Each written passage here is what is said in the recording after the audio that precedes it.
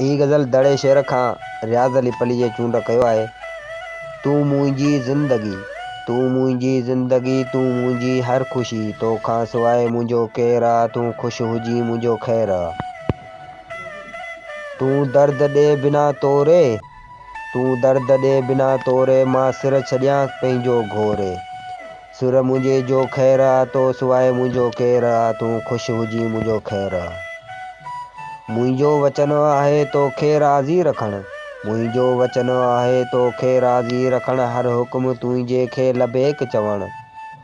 मुर्शिद जो हुकुम मञण में न कबो काई देरि आहे, तूं ख़ुशि हुजी मुंहिंजो ख़ैरु आहे।